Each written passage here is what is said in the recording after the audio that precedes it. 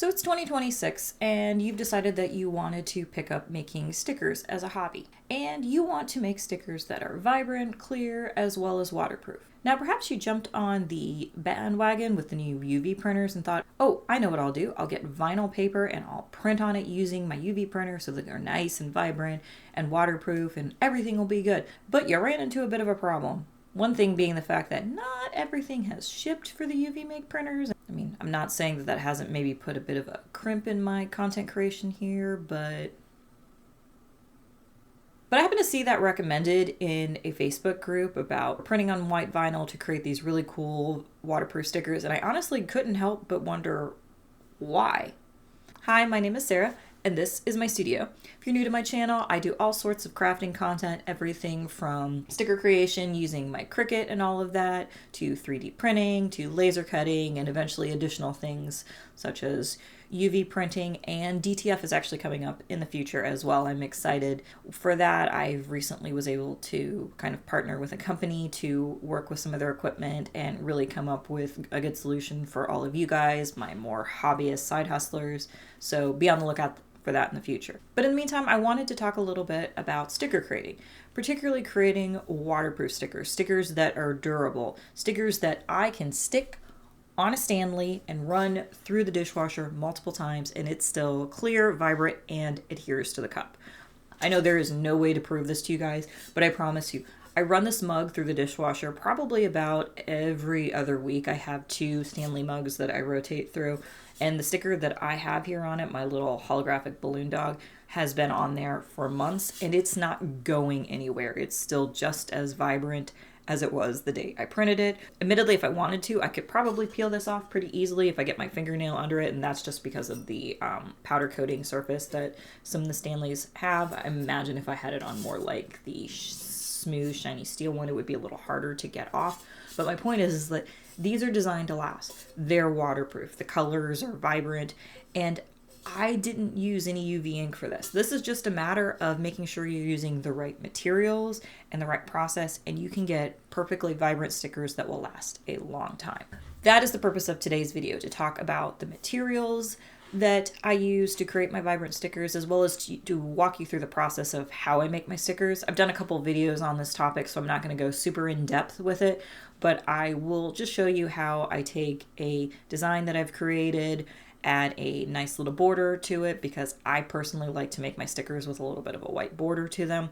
The balloon dog here is actually an exception to the rule. This is the first time I've done one where I didn't have a white border, but most of the time my stickers have a white border. I think it adds a nice little cute kawaii look to it. I'm going to show you how I do that and set my sticker sheet up, and then I'm going to show you how I actually prep my stickers and create these nice vibrant designs that are then waterproof, like how I set all of this up and then eventually cut them without any issue. So let's get this tutorial started. So let's get my sticker page set up. Now I've got my template here in front of me that open in Affinity. I have a video where I talk a little bit about these templates, where you can get them, kind of how they work, and a little more about the setup process, and I will leave a link to the video for you guys. But anyway, I'm going to just go ahead and get a new sticker set up. That way I can get it printed and show you guys sort of my method for these waterproof stickers. So I'm going to really quickly go in and drag and drop from my desktop here the sticker file that I want to work with. Now this was drawn over in Procreate and I saved it with a transparent background. It comes in and you can see it sees the entire background in Affinity because it's got this big old square. Not a big deal. Right click, rasterize and trim. And suddenly we're down to just the sticker. So from here, what I do is I'll go over here and then I will click the little FX button, and that's sort of the layer effects button. And what I do is I add an outline, and I'll slide it over here so you can see outline, and then I just pull the radius on the little shape until I see what I'm looking for. Now this one has it set to black at the moment, so I'm going to flip it to, typically I just use white for my outline. There we go. And then you'll see it suddenly has, if I zoom in here, it's got a little bit of an outline. Now, typically if I click the FX button again, it'll let me go back in. I can control how much of an outline I put in. I make sure I can set the alignment to outside so it's on the outside of the sticker. But I usually will enlarge it till it gets to the point where I feel comfortable of how big it is, and I collect all of the text here, as you can see. That way it's all the way around and I don't have any extra little holes in there. I could, if I wanted to, and say I wanted a particular outline size, like say I wanted 1/4 of an inch or maybe like 7 or 8 millimeters, I can in fact actually just type that measurement in there directly and it will jump to it. So that's 8 millimeters. I don't think I need it that big. If I could type in 5 millimeters, that shrinks it down a little bit. That's probably about a normal border. I click close, and then we are going to go ahead and zoom back out. And then it's just a matter of going in here and making however many copies I want to do. So it's kind of a matter of how big I want them to be, and then just sort of playing a game of Tetris essentially. But regardless, this is still quite a bit of stickers on a sheet, and all of these will fit. There's plenty of room in between all of the stickers. They'll cut with no problem, even though I've got a little extra space. It's not a big deal if I wanted to and throw like something else in there. I certainly can do that, but I'm okay with this. I'm okay with the little extra space down there. Doesn't really bother me. I'm already pulling off quite a bit in terms of using all of my sticker paper to the best of my ability. So I'm pretty comfortable with this. I think these will print just fine. So now all I got to do is get this prepared to be exported out. And to do that, all I need to do is make sure as I turn off the layer that says hide before saving. So I'll click that off. There we go. And then I've talked before about how there's this tiny little line border on the outside just to help Cricut recognize that it's a whole 8.5 by 11 inch sheet when I go to pull it over in and do the print then cut. So this is all set, so it just needs to be exported out, specifically as a PNG file, high quality, and then I will export. I usually export out to my desktop. And then from here, I need to print it out. A lot of times I will just print this straight out of Affinity. It's easy enough to do. You could also print it out using any software that you opt to use for your sticker designs. But what I'll do is I'll go File, I'll go Print. And then in this case, since I have 2 artboards, I need to make sure that I select artboard 2. It knows which board I'm playing with. You'll see here it's got scale set at 100%. Affinity does this automatically. So I know it's centered and it's this right size. So usually I have it fit. It will try to say fit to printable or shrink, but if you set it to scale, you can set it to 100%. And that's important, of course, when you're printing these sheets. My sticker paper settings are set to give me the best quality on my vinyl, which really is just a matter of telling it down here in media quality that where my paper is obviously coming from. It's sort of, I tell it it's kind of a photo map paper, and then the quality is best. So let's get that printed and let me show you how I get my sticker paper ready so that it is waterproof and set to be cut. So I am using an Epson 8550. This is a wide format printer, but it's also an EcoTank printer. I really like these printers. They do such a good job. You don't necessarily have to have a wide format one to get this good quality. They make one that just prints 8.5 by 11, which would completely do the job. But from time to time, I like to print larger prints, and really the quality can't compare. It's fairly efficient. It moves nice and fast. Once this finishes printing, I will pull this out and get the sticker sheet set up and waterproofed. Now, I've talked a little bit before about how material is really the big game changer with this and creating stickers that are waterproof and will last in the dishwasher for a while. Here's the secret. I am using printable vinyl sticker sheet paper. This is the brand that I have absolutely fallen in love with. I found it on Amazon. I thought I'd test it. It works fantastic. I believe I've also used Cricut's brand and it works just as well, but I think this is a little bit cheaper. You get 25 sheets of these to a container. I use the matte sticker paper partly because I'm going to be throwing self-adhesive laminate on top of it to make the sticker shiny, so there's no point in the vinyl paper also being shiny. That's just kind of redundant. But this is the paper that I'll use. I'll leave a link in the description. The second thing that you need to get the waterproof vinyl sticker is that way you can seal in the ink and make sure that it's not going anywhere, is self-adhesive laminate paper.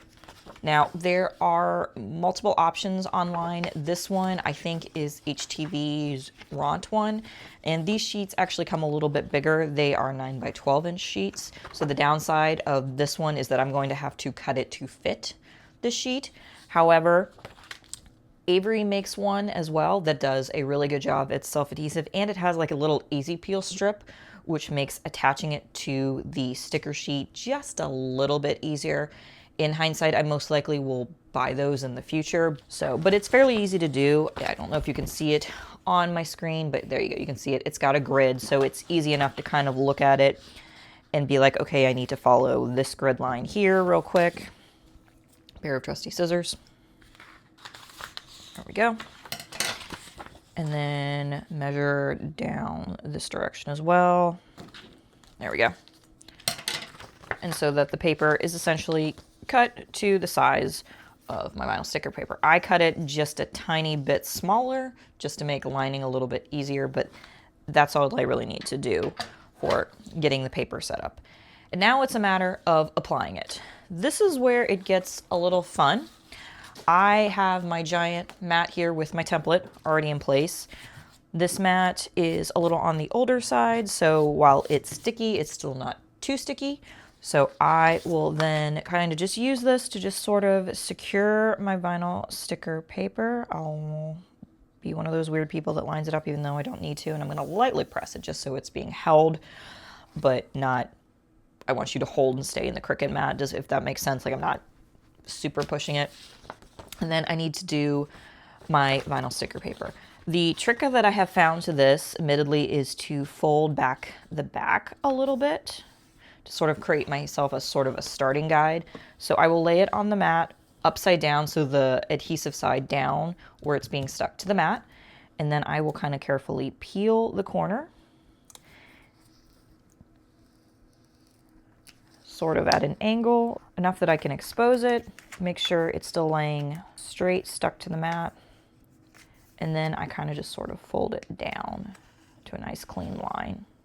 And then peeling it off, you'll see there, you can see got that little bit showing, and then lining it up and make sure that I've got everything covered. And then I'm making sure I don't touch the vinyl till the absolute last second if I can. That way I know it's all nice and centered. There I go. This is the key to kind of keeping it flat. So the only step left in this process is to then peel it so it's nice and straight. I will fold it back so that I've got this line exposed, and you're gonna wanna get like a squeegee or some type of just sort of a straight line presser to make sure that this works a little bit better. I'm gonna use my folder here.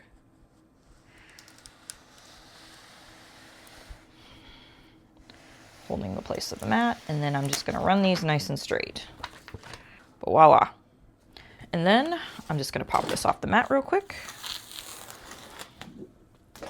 and get it aligned in here so that it is ready for cutting. Line up my corners, really smooth down and ensure everything is nice and sturdy.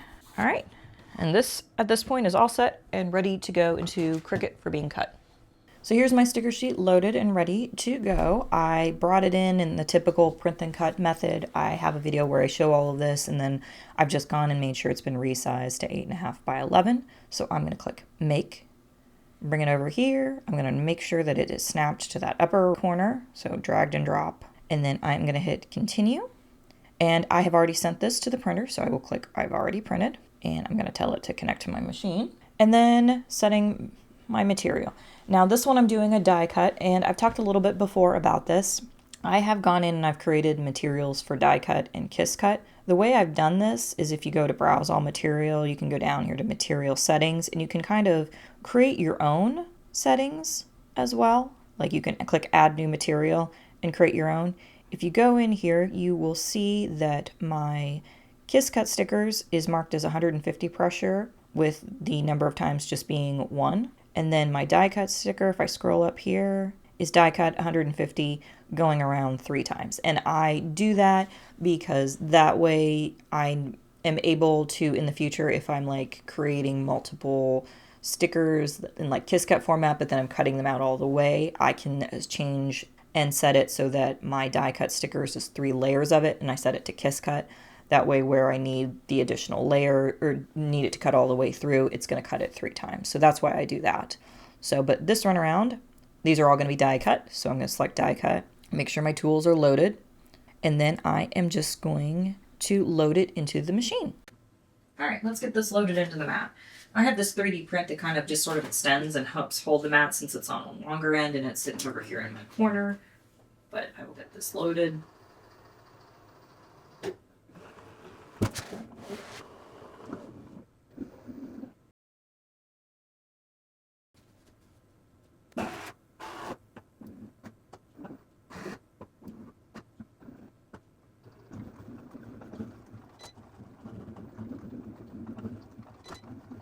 Okay, we're all done. Now, the way my jig works is at the end it'll try and go around and sort of slice the entire rectangle. I will usually just pause it and pop it out rather than having it make that process, but it does it at the very end, so that's what's really nice. So let's get these off. Let me show you how they turned out.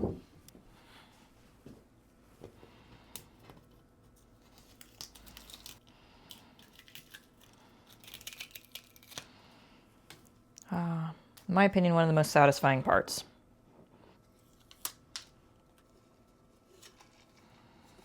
And there you have it. A new sticker for my other Stanley mug. Before on this one I had my Dumpster Fire Rainbow Kitty sticker that's holographic. It's pretty cute. So that's pretty much everything that I have for you guys today. I hope this content was useful for you. If you can take a moment to tap the like button to tell the Eldritch algorithm that this video was a good one. If you have the option and you're on a mobile device and you want to hype the video, I won't say no. I definitely appreciate it. Also, if you can tap the subscribe button and then ring the bell for notifications. The YouTube algorithm's gotten a little weird and I know sometimes subscribing isn't necessarily enough. So if you really want to see my content, make sure you hit the bell so that you get notifications. By the way, if you're interested in learning more about how I go through the process to make my full page of sticker hack, I have a couple of videos on the subject and I will leave a link up there. I'll also leave a link to my little template in the description. It's over on Gumroad if you're interested in getting that, and then you can follow the instructions there as well as the YouTube video that I've linked above. The templates that I use to create my stickers are free of charge. You can download them on Gumroad for $0. You can just put 0 in the price description and download it. If you want to toss me a couple of bucks my direction for creating it, I won't say no, but it's definitely not necessary. Also, if you're interested in purchasing any of my stickers, I will leave a link to my shop and my Etsy page where you can get them sent to you. And in the meantime, I will see you guys next time. Bye!